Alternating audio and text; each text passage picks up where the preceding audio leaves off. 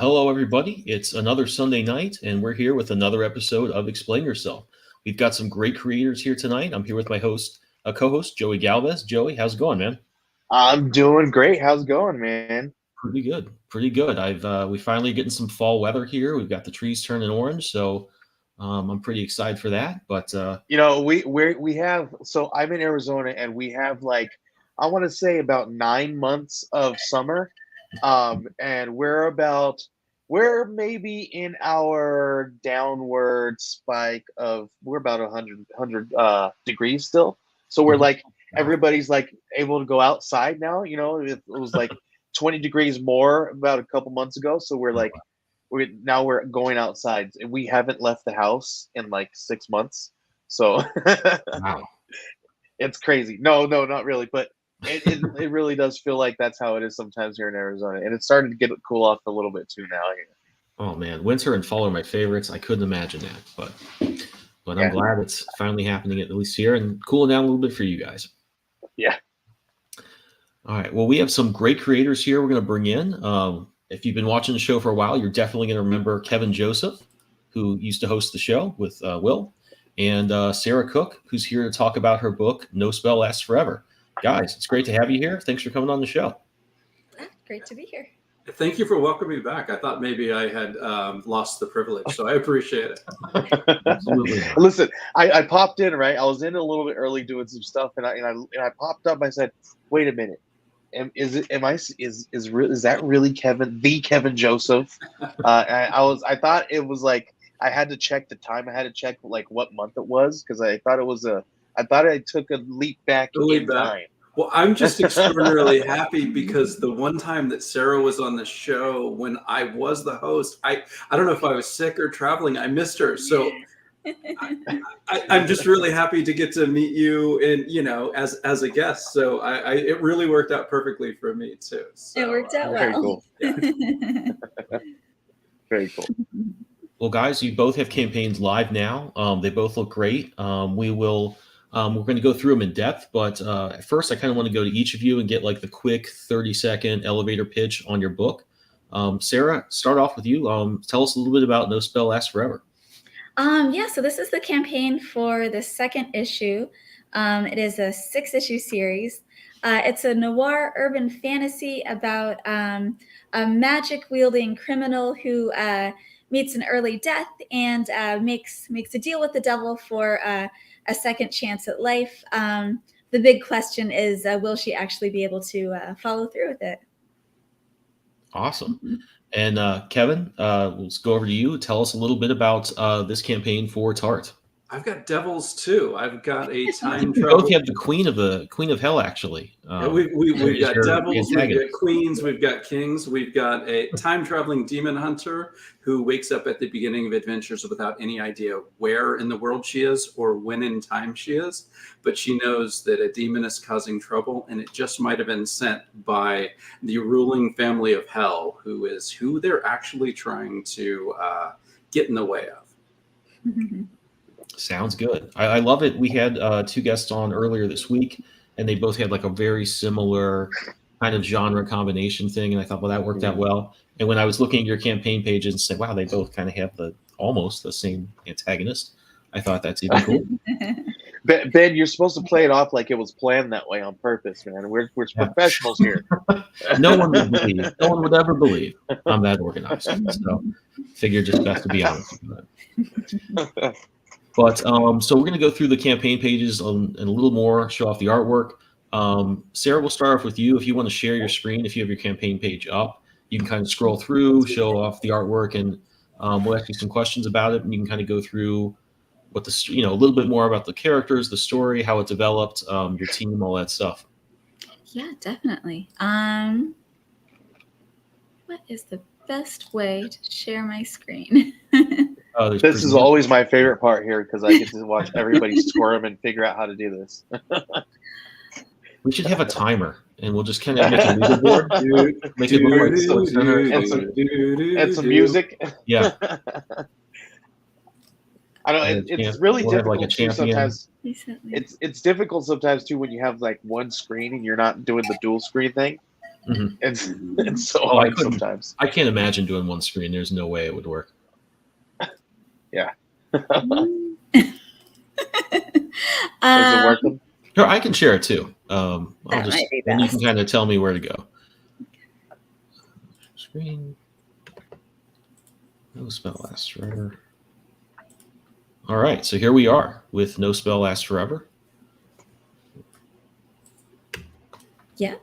And so really cool cover image. We had a noir comic on earlier this week, which was really cool.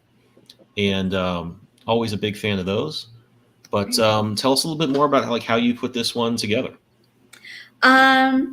So the artist I'm working with for the second issue is Easy DeSavino. And we have been working. He's just about finished with the colors right now, and they're looking very cool, which is exciting. But yeah, as far as I guess how I put it together, it was 3 years ago when I first started writing it. I guess almost about 2.5 years ago when I first started writing it, and then just found Easy, and it's the artist for the first issue was Ime Holly, who is also awesome, and who did that cover image. Actually, this is the cover for the second issue. This is Easy's cover. I really love the colors for it, and I really love. I feel like that's our protagonist Rosette in that chair there, and I feel like he just really captures her kind of attitude. She's very much like a moody kind of noir criminal type, and I think he captures that really well. Oh, I agree. This is a really nice looking book. I love the colors, the line art, everything's really solid. You don't always see that with a lot of campaigns, so I always want to call it out when I see it. Being an artist, it's great to see a book that has a lot of, obviously, this artist spent a lot of time doing this, and the results are really nice. Yeah, I see kind of like a John Byrne X-Men type of a feel to the artwork. Yeah, totally. I love the way that he did the magic effect there. Oh yeah. And it's the different characters who use magic. Their effects are different colors, and they're all kind of color coded. And just the different color combinations that he uses, I think, worked out really well. I think it turned out really cool the way he does that. No, I agree. Yeah, this is definitely. I mean, at least as far as I'm concerned, this is big 2 caliber work there. Really good stuff. Yeah, he's great. And this is the opening scene of the second issue. At the end of the first issue is when some spoilers for issue 1, but Rosette gets shot and finds herself in hell. And the end of that first issue, you kind of only get a glimpse of what hell looks like. So Easy really built it out in this issue. And I really liked his kind of vision for it. It almost looks like a forest kind of setting, but like a forest that's on fire, which I think is different from a lot of kind of conceptions of hell. It looks really, to me, I think it looks really, really unique and interesting. Oh, I agree. I mean, I always think of hell as being like the Looney Tunes version when Yosemite Sam gets sent there. So it's always cool to see something different. Yeah. We had a comment here from BMD Nerd that it looks really pulpy, and I totally agree. The really thick outlines, the way the colors are kind of put together in there really does give it that pulp feel. The texture as well, it really hangs together. It's good stuff. Great. BMD Nerd actually backed the campaign, so. Oh, all right. I think one of the things I'm most excited about, which would be up a little bit on the page, I think, is the variants. All right. Yeah. So that first one is an homage to that Zatanna cover that I just really liked by excuse me, by Hey Says, and I always mispronounce that, but it's Zatanna number 7 is the one that it's homaging, and these are all by Easy also. And then the 2 below it are that's Rosette, and then one of the antagonists, her sister Elspeth. And what I'm hoping to do with future issues is to kind of have more covers like that for other characters. So they'll be a little bit collectible. We already have the Lucifer one done.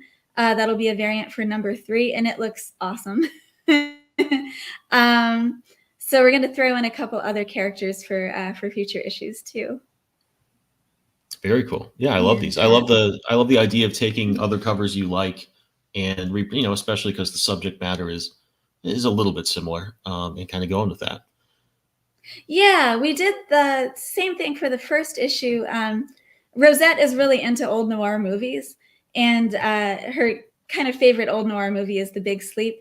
And so the variant for issue number 1 was an homage to the old movie poster for The Big Sleep. Oh, cool. So I wanted to kind of continue with something a little bit in that vein.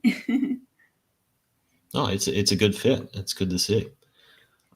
Alan Dunford asks if his tired eyes deceiving him. It isn't Kevin Joseph. Alan, you're not being fooled. It is Kevin Joseph. Thank you for tuning in. We're going to get to Kevin's book in just a second. But it also looks like you got some really cool, fun stretch goals here. How big are these posters? Or are they just digital posters? They're digital. Okay. One of the stretch goals, though, is to print them up as cards. Very cool. Which would be exciting. Everybody eats up those cards right now. Like I don't know if you guys are seeing that, but everybody is dying for cards. It's nuts. It's funny. I'm glad to see it. I love collecting those cards. I love designing them now that everybody's wanting them. There's so much fun stuff to play with in different genres and to bring in. It's keeping me and Benjamin employed. Like keep it going. Keep these cards going. Like seriously, we've had every with each one that we create, and we're probably going to go through the Don't Push the Red Button campaign here a little bit, and we're going to talk a little bit about the cards we made. And what was cool is it was my wife's idea. Everybody knows the movie Big and Zoltar Speaks, right? So we did an homage to the Zoltar Speaks tickets, and we did our own little cards, and it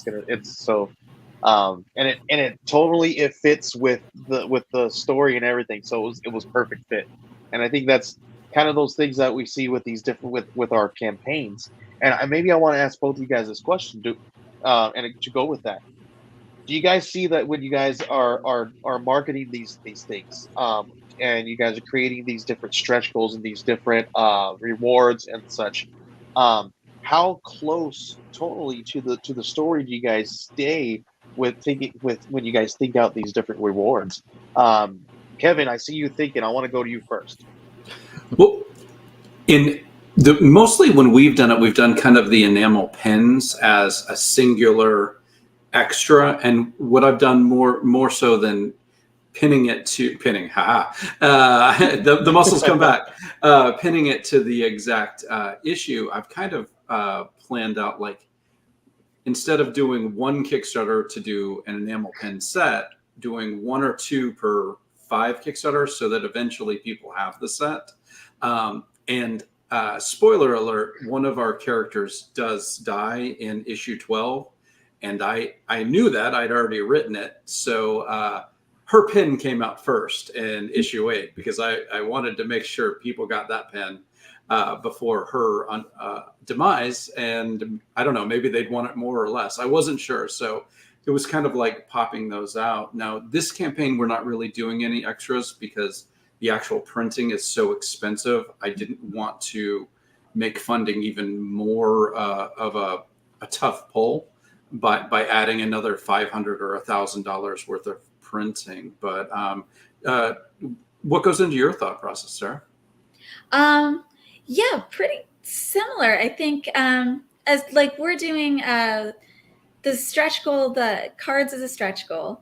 And I've got buttons and stickers. I don't have the enamel pins yet, but we're doing buttons and stickers. And for both of those, well, for the buttons, I've got a logo button and then one with Rosette. And I'm kind of thinking of doing similar thing for future campaigns that I'm doing with the posters and the variants, to do different characters for each one. The stickers, it'll probably be the same thing. I've got a few different ones for that, but probably hoping to do the same thing for future ones. But yeah, that's same thing, kind of why I did the cards as a stretch goal, to try not to add too much to printing costs. Trying to keep that in mind too. And then with the stickers and the buttons, they are part of some of the higher up tiers. They're also available as rewards. But it was that balance, kind of trying to figure out, okay, like where do I put them? What tier do I put them at so people can like get them if they really want them and not have to spend a ton of money, but then I'm also not spending a ton on getting them made and shipping them. Yeah, I think too, I often think, what's super cool that I want? you know, exactly. it's a very, those extra things are kind of very selfish. It's like, I think it'd be really cool to have a Tart enamel pen. Let's make that the thing. Yeah, Yeah, totally. Right.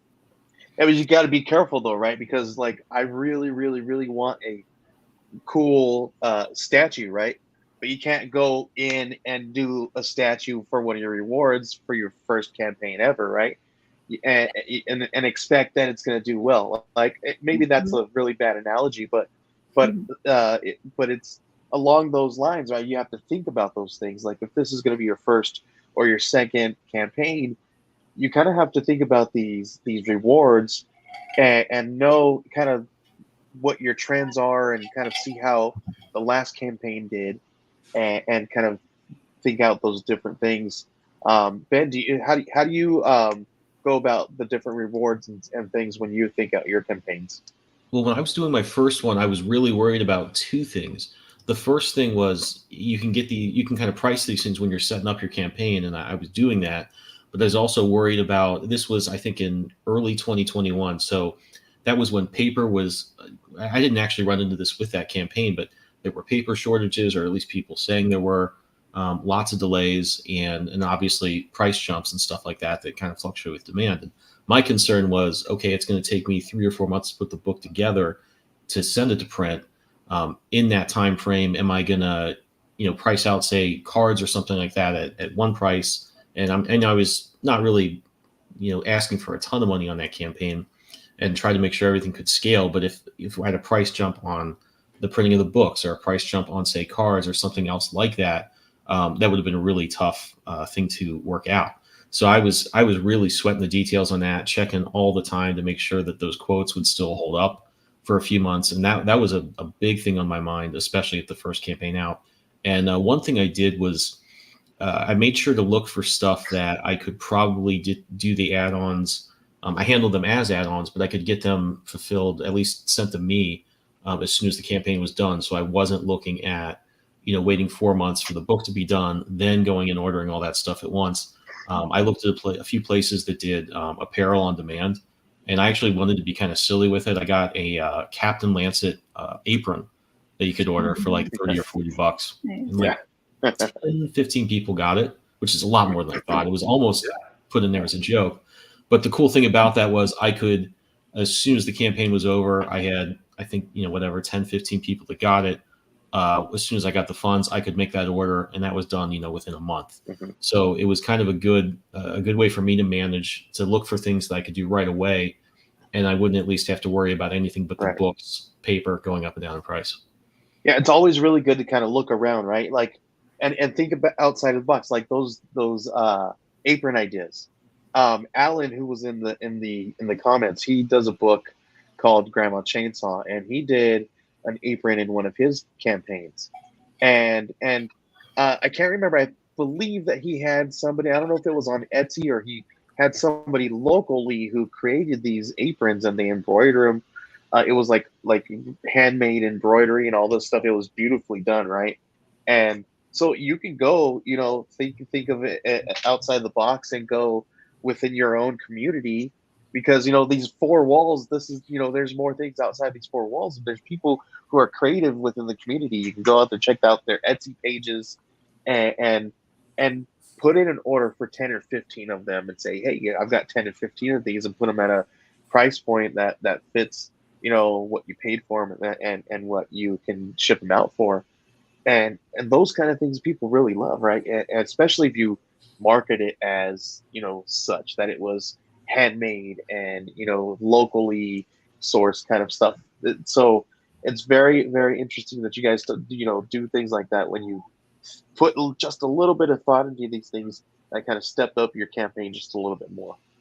Yeah, but the uniqueness of the apron really jumps to me like that. Like, yeah, 15 people did it, but 15 people got it and opened the box and laughed their ass off when they saw it. Like, 'cause they'd forgotten that they had ordered an apron from you, and like, oh yeah. I really hoped I would get pictures. I haven't got any pictures.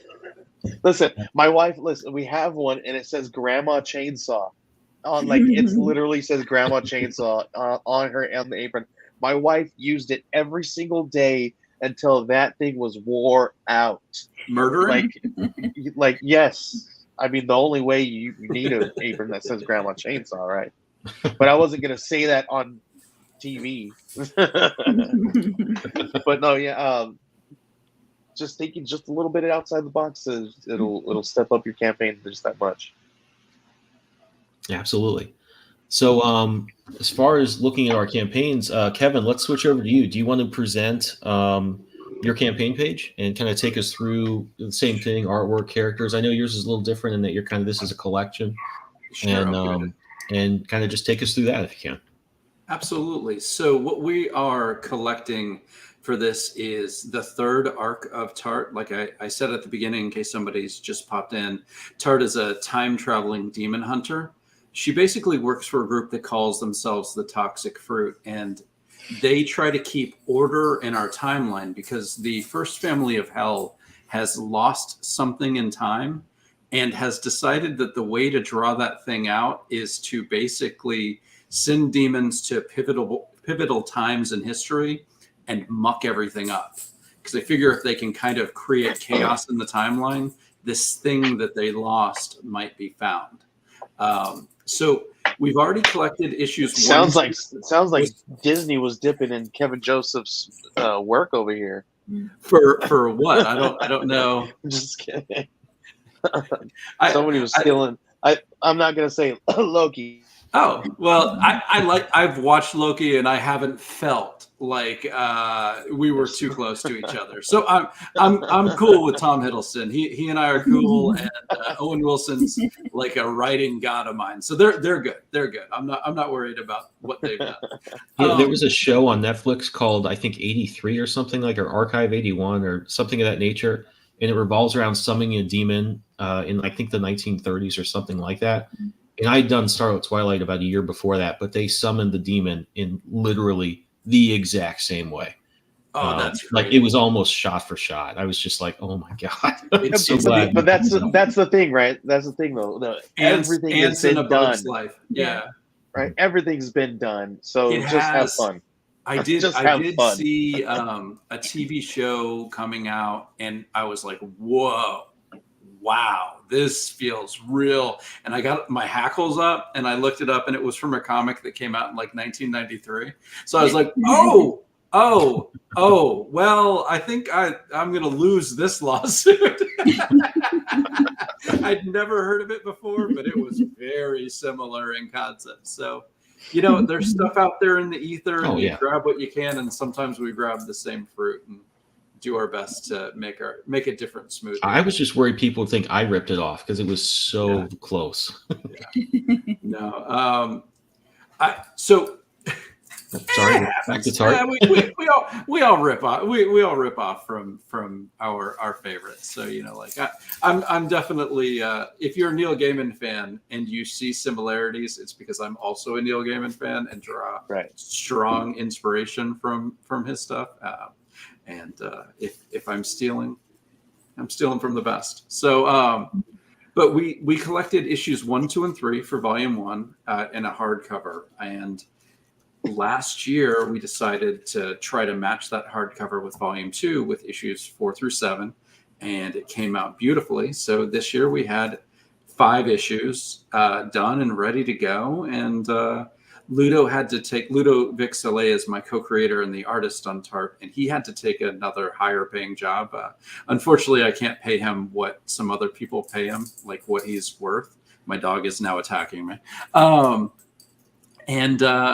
So we said, well, we can't get issue 16 out yet. Let's try to get this collection out. And that's what we're doing. So they're just as nice a hardcover as we can possibly afford. And this is kind of like we jumped on the witch starter thing. So we wanted to make sure we talked about the witchiness of our characters too. Here's the other trick, guys. If you can get on the algorithm of Kickstarter any which way, you got to try it. But we're now getting into some of the stories from this arc. Basically, the third arc is kind of us telling you what this series really is about as far as Tart is concerned. There is a being lost in time that the first family of hell wants back. And there's a group of toxic fruit who wants to protect that being. And so their entire job is just to keep order in the timeline, and they've lost some of their agents to death and retirement. And issues 8 and 9, we send Tart and some of our other characters around time to recruit new souls, because all of our toxic fruit are the second lives of murdered teenagers, and they've all been murdered by something supernatural. So they're giving a chance to try to help the next person, but they have to gamble their heavenly reward to do it. If our toxic fruit die in battle, they go straight to hell. And so that's kind of what we learn in issues 8 and 9.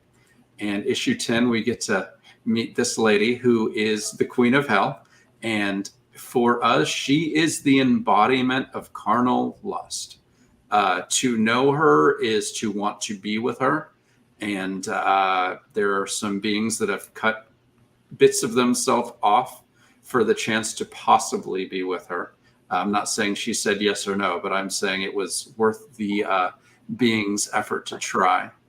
And after some training in issues 10 and 11, our newest recruits get to go into a battle against the Crown Prince of Hell. And that's what we got. It's we're really excited. It's my favorite arc so far, because it's got our biggest battle, and we finally tell people what the heck this story is really, really, really about. And my dog, Lady, we had this photo when we first got her, and I'm going to turn the computer around, and if I mess this up, I'm sorry. See her over there. She's in her pet bed. So she's bigger and just as lovely. That's it. When basically, I want everybody to jump in on Tart any way they feel comfortable. We've got a digital tier for $20 where I did the math. There's 364 pages of Tart stories for $20, and that doesn't even include any of the bonus. That's just issues 1 through 15.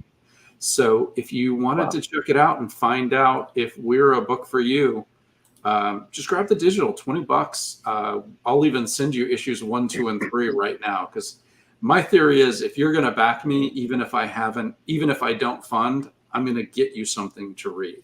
Now, I think we're going to fund. I'm very, very confident.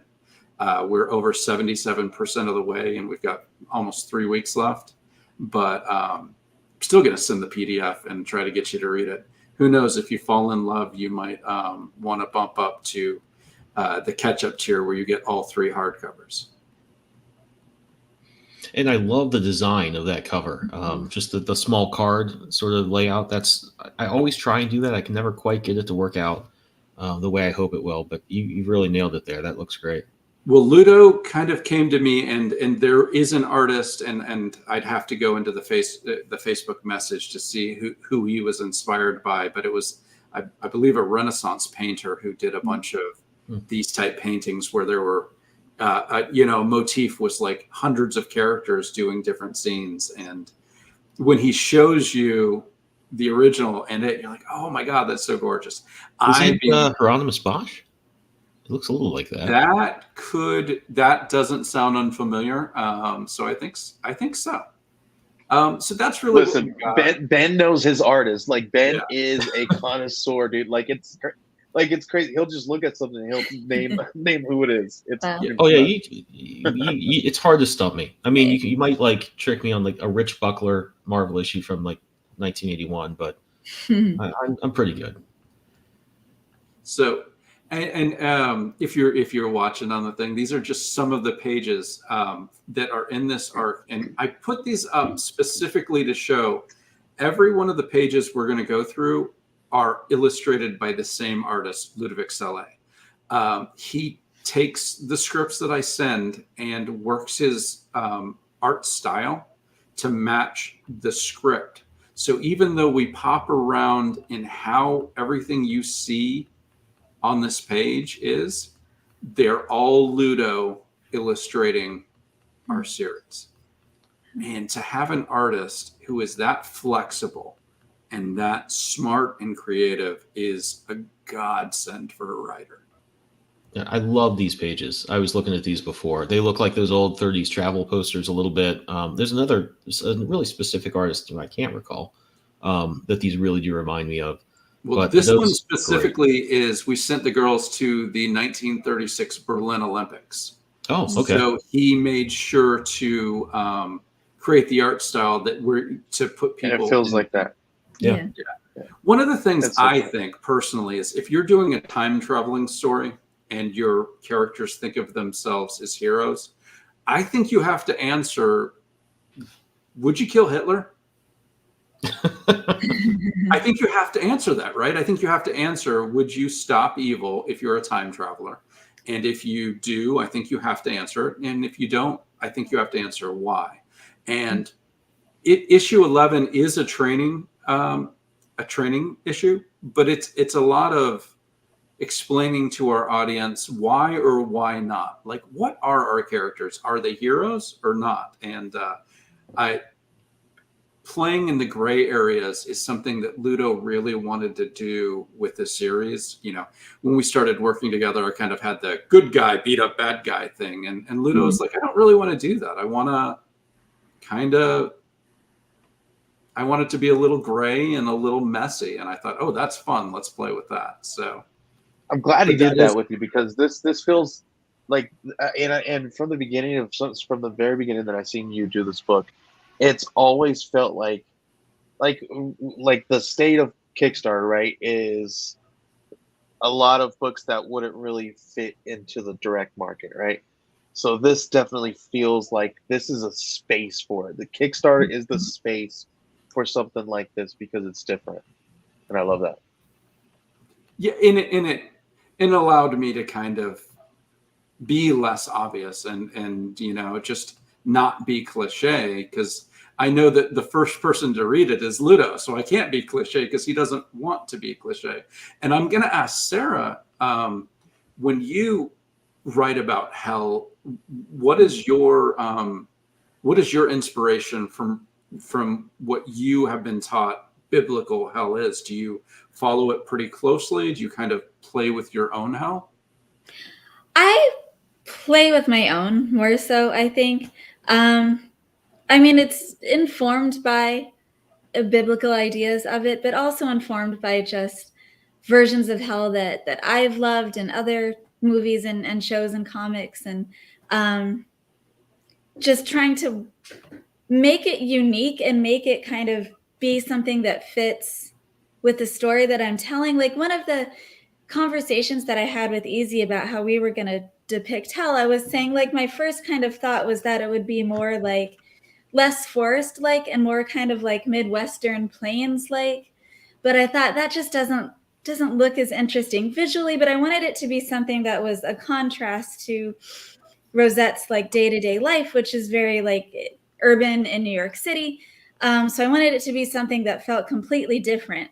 So she would be, because she's someone who has magic and is like very controlled in what she does and is always in control. And I wanted her to be very much out of her element, which was kind of a big part of how we did it for this one. That's cool. Ours is kind of crazy make 'em ups too. So Ludo and I started working. He liked my script for what would ended up being Tart #1. And then we decided, well, if we're going to do this, we really need to figure out what we're what story we're really telling.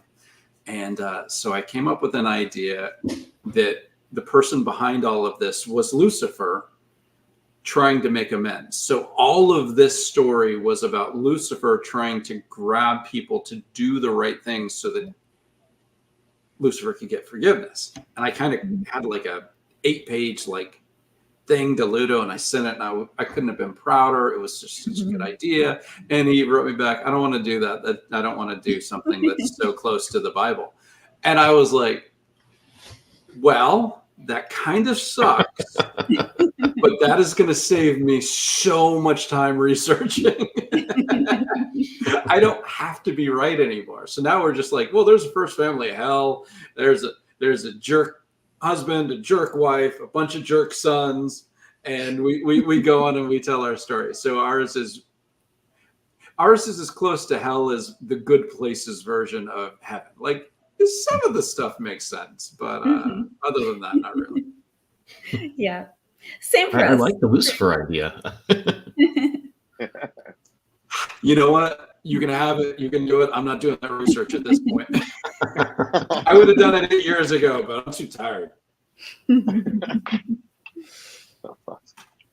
Yeah, there's a few projects I've been researching that whenever I do go back in like the 30s or 40s or just some time period you can research, I always get hung up on, I have this instinct, I really want to be as close as I can. When I was doing Scarlet Twilight 1, I just moved away from Manhattan, and I had a point where I really needed the panel to go left to right, but the only way that street that I know the guy would have to go down to get to where he needed to be from where he was, he would need to pretty much be going right to left, and I couldn't make myself do what as an artist I ought to have done, which is just flip it around and nobody will ever notice. But I had to do it. I couldn't help it. I get that. I get that feeling of but it's wrong. One thing that I love about doing the time travel stuff is, we have to place it here, there, and everywhere. And I kind of get to do that lazy man historical research. I kind of look through and I get, 4, 5, 6 articles about the time and the place. Mm-hmm. And I have a nice sense of what it is, and then I let it go and I just write it. So we're pretty close. We're close enough that it's going to get away, but I don't I don't worry so much about the details that if we get something wrong, it just means that a demon messed something up and changed time. So that it's written in. Yes, yeah. The time that we showed in the comic, that was true. It's just no longer correct in our time stream. So. I mean, part of it comes from being an artist, and I really don't want to redo something I've already done. Maybe 15 years ago, I was drawing a comic for a small press place, and when it came out, somebody emailed me in great detail talking about they had a Green Arrow Hawkeye analog guy, and I just drew him the way they always draw Green Arrow and Hawkeye. They're like, no, you need this arm guard and this stuff here. This is all wrong. He'd break his arm if he did that. And I was like, okay, thank you for that. But and part of me is just like, if I ever do that again, I'm gonna have to do a little research and put that stuff in there, at least to kind of do what you said, which is do a little bit of research and at least nod to the fact that so when that person sends you that email, and they will, you've got at least a little bit of it covered. my editor saved my ass, Cassie Bell. This was issue 15. We have Tart walking in on a murder scene that the police have already been there. And so I wrote in the script that the tape outline is on the floor. And Cassie wrote me back and she said, they never did that. So what do you mean? She goes, the police have never done tape outlines. They would only do the tape to show photographers for the newspapers where the body was. Mm. And she saved my ass because I've seen movies of it my whole life. Of course, cops do it, because why would a movie put that in if the cops don't do it? So we took it out of the script and we fixed it. But there's some things that to be true that are wrong. Yeah. And that's dangerous because you don't research the stuff is true. I think I had read that somewhere. Yeah. That was never. It makes sense because they've always had, for the most part, they've had photography. There's really no reason to further represent, hey, this is where this is. The number things is what they do, where the evidence is, like number 1 is a bullet casing, number 2 is a blood splatter, whatever the thing is. But, I thank God for Cassie every time I have a stroke. But that day, I really thank God for Cassie. We have Easy here in the chat. Great to see you. We're just talking about how great your art was, so I'm glad to see you here. Wow. Yeah, your work is killing. Yeah, it's great. It's been cool. The last few weeks, we've had some really great. I mean, I'm an artist first, so I'm always kind of, when I'm looking at these campaigns, I'm looking at the graphic design, I'm looking at the art. It's been really cool, and sometimes things can do well on Kickstarter with not necessarily the greatest art. I think there's a tolerance there. If you have some good cover art, you have a good pitch, good story. I think there's some range in there where people will support those projects, and that's a really good thing to see happen, because you can't really afford the greatest artist right out of the gate a lot of times. It's good that there's kind of a farm system of that working. The books we've looked at these last few weeks have all been top-notch art, great design, and that's also, I mean, really nice to see. Especially as an artist, I can sit here and talk about, I love these textures, I love this design, all that stuff. So I feel like a lot of the stuff on Kickstarter has leveled up just a bit in the last few months, which is cool. Oh, I think some of the best work is coming out on Kickstarter personally. And I don't even, in fact, I don't think that. I know that a lot of the best work is coming out on Kickstarter. And some of the work is people trying it for the first time and learning, and that's great too. But I think that it's amazing. I mean, certain names always came up when I was doing this show, and they're still killing it. The Pat Shans and the Charlie Stickneys of the world are still absolutely killing it on the thing. But there's kind of every level of a book out there, and that's great about Kickstarter. There's no one telling you, no, you can't do this. Put it up there. If the audience likes it, you get to make your book. Yeah, and I think there's an appetite for different art styles that you don't necessarily get. I think two things kind of mess with the big two at the moment. Is they're really cutting page rates. I think I've seen that a lot. I believe it to be true. So you're getting a little bit, you can definitely see where stuff is rough. There's also, while the styles have broadened out a little bit, thankfully, from what there was in like the 90s, where you really only had a couple styles that Marvel and DC put out, there was a little bit more variation, but at the same time, it's not a ton. And you look at, just the books you guys are putting out, there's some really cool stuff there that I think would probably go, a little bit outside the bounds of what you get from a book from a big public. Not to exclude Image and IDW, they're all over the place too. Right. You get, I think, the quality, but you also get a little bit of a different feel, which I think there is a big appetite for. And it also makes your story better if you can kind of tailor it to that. I'm always changing my style up depending on, what the story's about, what the time period's about, what kind of stuff I'm just into at the time. And I think that all works out good. And I think it's a big, something that really draws in readers to Kickstarter. You're going to get something a little bit different. The quality is generally going to be pretty consistent with what you could get at the comic shop. Yeah, and we have the freedom to do as many pages as we need. If you go grab a Marvel book, it's going to be 18 pages and then 14 pages of ads, and it's going to be 18 pages. Whether they needed 30 pages to tell the story or 6, you're going to get 18 pages of comic.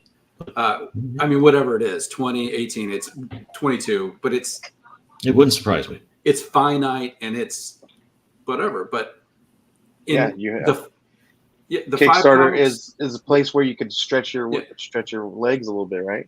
Yeah, the 5 comics I have in my collection are 24, 24, 32, 24, and 28, because that's what we needed to tell those stories. Yeah, Charlie. Yeah. Charlie Stickney's will be like 52 pages an issue. I don't care. Like, Charlie's nuts. He's out there, but that's what he wanted to do for his issue. And guess what? It got you to the aha moment in Y-1 that made me a lifelong fan. So he was right to do 48 or 50 pages. Mm-hmm. And that's why I say Kickstarter or crowdfunding is the place to stretch your legs, or like I've said, or or do things that are outside of the box that does or outside of the norm of what Mhm. the direct market would consider comic books. Mm-hmm. This is where you can do that. Yeah, absolutely. Mhm. So before we talk about some other campaigns, I just want to bring your campaigns back up one more time and share the link. No Spell Lasts Forever is pretty close to its goal. Little bit, obviously, Got 26 days to go, just a little $103. bit left. So yeah, very close. Hopefully that will cross the finish line pretty soon. And I'm gonna throw the link in our chat here, and I'm also gonna share another look at Tart Volume 1 through 3. Also 17 days to go. Pretty close to its goal as well. So check this out. And again, it's been really fun to talk about these great books. But I know Joey has a book we want to talk about a little bit called "Don't Push the Red Button." Yeah, we're launching Don't Push the Red Button tomorrow, and I would like to pull that up for me, Ben. So and we'll give everybody like a little sneak peek of behind the scenes a little bit. But yeah, it's a 100-page anthology. And sorry, my kids are telling us that they don't want to go to bed. Who does? Right? Listen. They've been in there for like almost an hour and a half. It's like because their bedtime is a long time ago. They are just playing. But anyway, but Don't Push the Red Button is a 100-page anthology with 11 different stories, over 30 plus different comic book creators. The premise is if you were approached to press button and win lots of money, but the catch is somebody close to you would die, would you press it? It's going to follow all kinds of different stories within this anthology that spans all over from suspense, horror, thriller, drama. All it's going to run the gamut of these amazing across 11 different stories of different genres of stories here within there. We have a blockbuster team, tons of really great people attached to this. Let's see. Do you have the page up? Do I need to get it up there for you? I need to see if I can share it from an incognito tab, because otherwise it will share the Yes. the it'll in-progress show page. it'll show all of our I don't want to do edits and that. all the fun There stuff we go. behind the scenes. Yeah, no, I had it there, and I'm like, wait, I can't. It's going to go to the other one, and we don't want to do that. But here is the pre-launch page. Pre-launch page. So we got all kinds of really cool looking tiers with inside. Let me pull it up on my side over here so I can see what I'm talking about. All the cool stuff. We're gonna have early bird tiers, and this is like I said, 100 plus pages. I am not the creator of this. I am just running the show for the curator of the story. He is from Lima, Peru, and he just what's cool about this story is that he came up with the story that when him and his girlfriend were having conversation, and this kind of topic came up, and they thought, hey, like we all do. We all had that moment where like, hey, that's gonna be a comic book, right? We should make a comic book out of that. And that's what happened here. And they got to thinking about this would be really good to bring in a bunch of really great creators and create an anthology out of this. So he put out the call, and like over 100 plus professional comic book creators out there, like all kinds of really great names. Like it was nuts the names that submitted stories, and he had to whittle them down to 11. But he's got so much now that there's probably going to be a volume 2. So let's make sure that this one gets funded. We have some great covers by Francesca Fantini and Liana Kangas. Very, very cool stuff. I don't want to take up everybody else's time because we're probably going to talk about this one and show everybody the actual live page next week. But if you guys aren't following this one, make sure you guys click that one to follow, notify on launch. Seriously, this is going to be a really fun one here. I've read some of the stories already, some of the first scripts, and they're nuts. We have, listen, I'm going to run down the gamut of the different people who are on the story.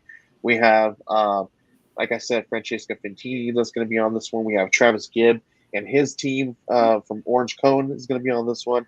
Mario Candelaria and his team. We got Marcus Donasso and Ignacio Domiglio. It's like some really cool names, right? I do have a question. Is it illegal to have an anthology without Mario and Travis? Right. That's where I'm like getting all these names out here. They're all attached to all kinds of. I respect the hustle. Those dudes put the work in. Right, and then there's even some really cool backup stories that's going to happen. There's let's see, you got Tom Napolitano is going to be on this one. Like a handful of other people that are going to be on this one if we get this one funded. So make sure that you guys are following this campaign. Yeah, absolutely. Good stuff. Yeah, excited to launch this one. I've seen some of the artwork too. Seen the covers. Very cool stuff, and it's a great concept with some great creators. All right, and I had some stuff I wanted to share. I've been teasing this for a few weeks. I showed off the sketch 3 weeks ago, I think. But I have the first promo image for the follow-up to We Are Scarlet Twilight. I'm going to start posting that this week. And kind of just building up to getting this campaign going for probably early next year. I have a couple meetings I need to get through and kind of get everything, I'd say, like nailed down as far as what we can do, when we ought to do it. But excited to really start putting some stuff out there about this one. It's going to be basically of Secret Wars and Crisis on Infinite Earths, but kind of put together as if it had been made in the 1940s when comics were just getting started, when you had your Golden Age Superman, Batman, JSA, that type of thing. So it's giving me a chance to design a lot of cool sort of retro superheroes to keep Captain Lancet and co busy dealing with. And I'm really pumped to really start getting some more artwork for this out there. I'm going to have a few promo images. This is the first one. And hopefully just get ready to build up some hype to when we can roll this one out. BMD Ad Nerd is asking if this is a sequel or prequel. This is a sequel to the first Scarlet Twilight. The ends up where the world was taken over by vampires. This guy you see in front here, Captain Lancet, kind of put things right, is trying to rebuild the world, but a obviously much bigger crisis is kind of knocking at the door. So it's a sequel to the first Scarlet Twilight that you can still get at Red 5 Comics, and hopefully we'll put out a trade of that in the direct market about when this campaign is releasing. So very cool. That is just such a classic old school image. Thanks. That's awesome. It's basically Secret Wars, but from the side.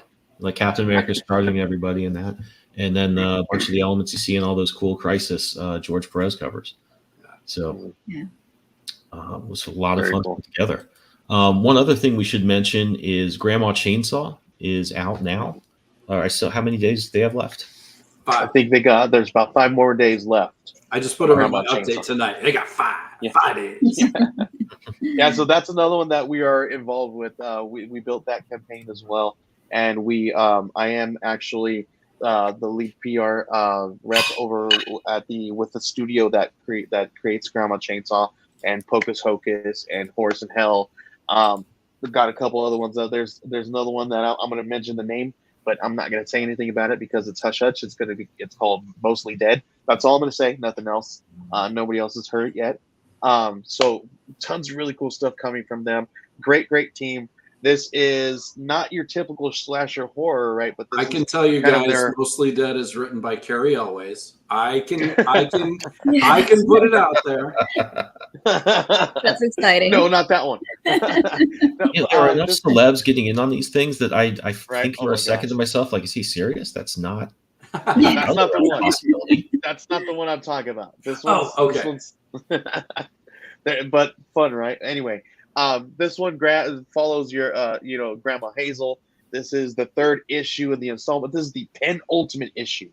So if you guys aren't on this one, you guys got to get in on this one. You guys will be able to grab each and every single issue up into this one.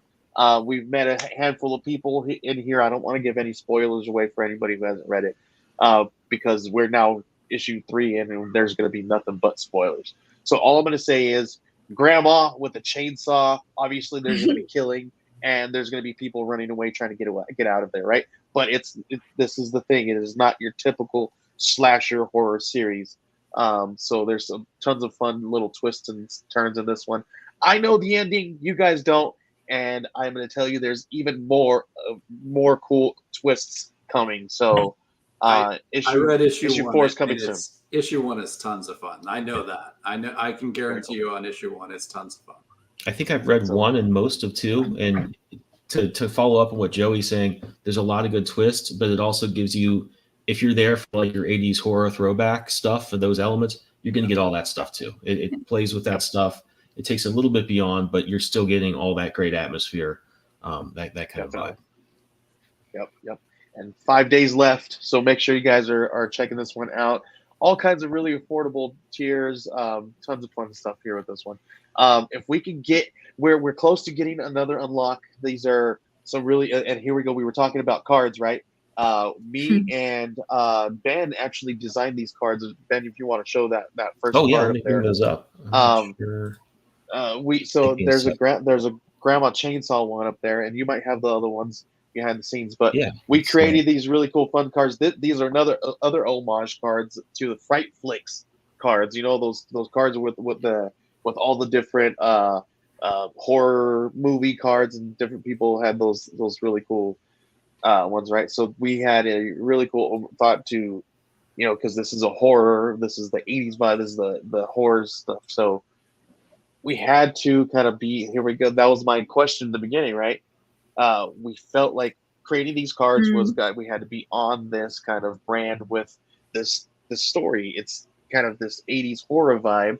So we wanted to do this really cool, fun homage to the 80s horror. So we created these really cool homage cards.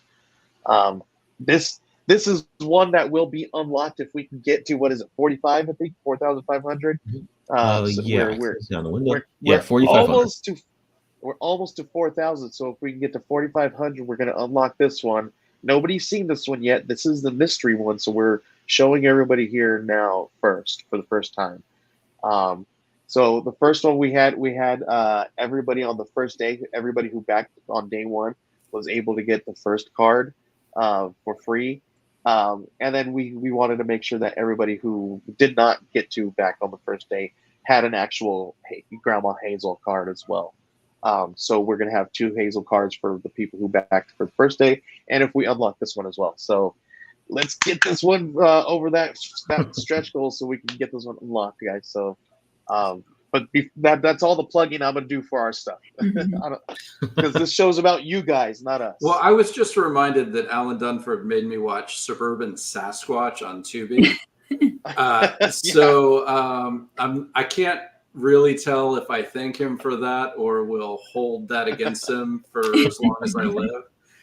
And it kind of depends. One day is one and another day is the next. That was something. So if you want to watch, if you people made a movie for about $80, and they did make a movie. Listen, if you want to go to somebody with a very odd off color kind of list of Tubi random movies, it's going to be Alan Dunford. Yeah, we shared some, and his was Suburban Sasquatch, and that was